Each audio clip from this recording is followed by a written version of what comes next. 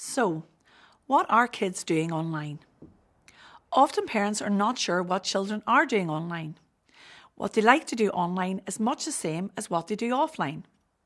Play, create, connect with people and learn.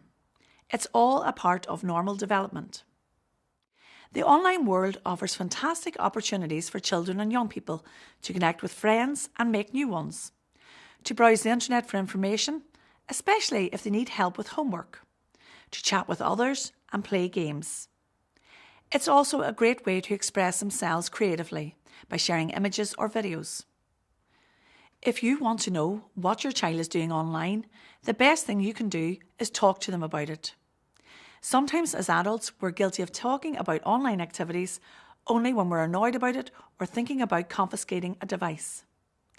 It's helpful to find time to be curious, interested, and to praise children for their creativity online.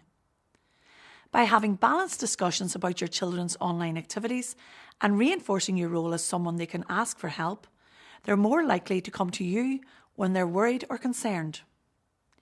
Ask your child to show you their favourite things to do online and take an interest in what they do, just like you would offline. This will give you a way to support and encourage them while exploring the online world together. While the online world can be fun and exciting for children, there are also some dangers. The risks your children face are wide and varied, but they can be grouped into 3 categories. So, what are the risks? The first risk is what children might see. This might involve violence like racial hatred, dangerous advice and encouraging things like eating disorders or self-harm, gambling or even pornographic sites.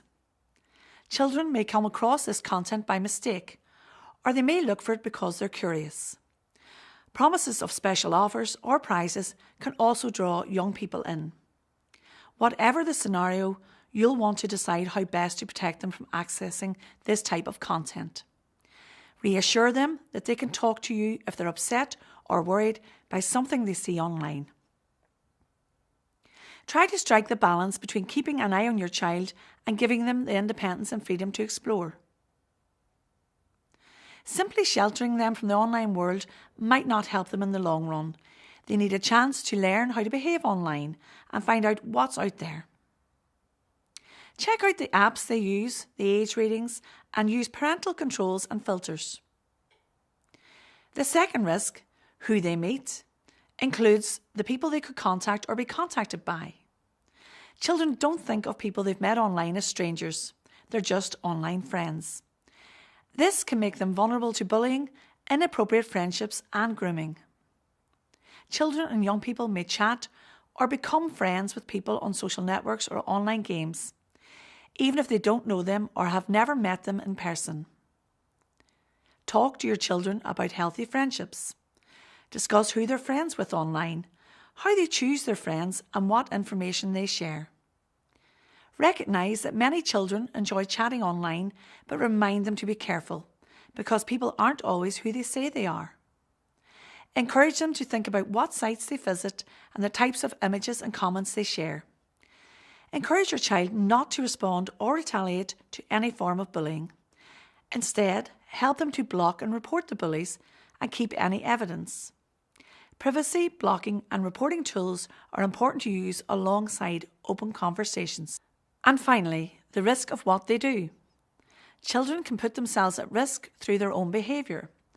They can overshare personal information, spend too much time online, or even run up large debts by not realising they were spending money.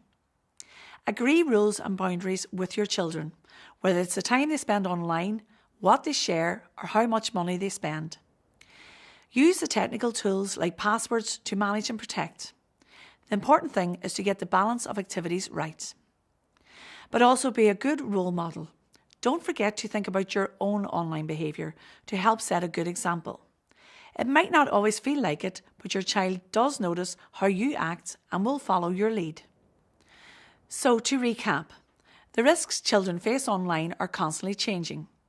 Keep talking to them so that you can keep up to date with what they see, who they interact with, and the things they do. Knowing about our kids' online activity can sometimes be a bit daunting. As a parent, we don't always know how best to keep them safe. Right now, as a parent, you may be controlling, casual, or confident in your approach to online safety. In the next programme, I talk about some of the resources that you can use to help you feel more confident. Confident to have conversations with your children, and confident to know where to go for advice and support.